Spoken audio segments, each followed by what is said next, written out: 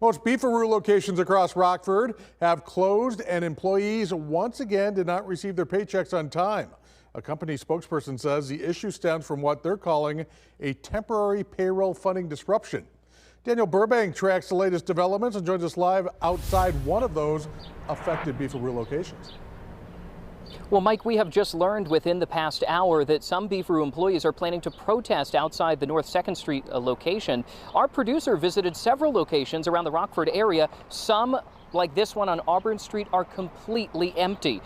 Their website is down, and seemingly they're having some problems paying some of their employees. Also, the company's app shows that orders will not be accepted at 8 Rockford locations. Just yesterday, the company announced that 7 locations across several states will close, including the North Alpine location in Rockford. It was part of what the company called a strategic operational restructuring. Our sister station in Springfield, Missouri, spoke with a couple women who say they were fired just days after protesting the payroll delays. And get this, while the reporter interviewed them outside the restaurant, police arrived. They say Beef-a-Roo employees called to report a trespassing and causing a disturbance. Now, no one got a ticket or was arrested.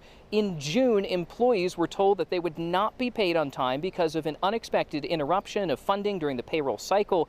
The company's vice president says they opened an emergency employee assistance program using the limited funds currently available. I do want to note that Freeport's Beef-a-Roo location is locally owned and still open. The owner sent us a statement saying they're very saddened by the recent closures, especially for the hardworking people. We reached out to Beef-a-Roo for comment and have not heard back. We will keep pushing for answers until we hear back and hold accountability for the dozens of employees impacted by these transition disruptions. Live in Rockford, I'm Daniel Burbank.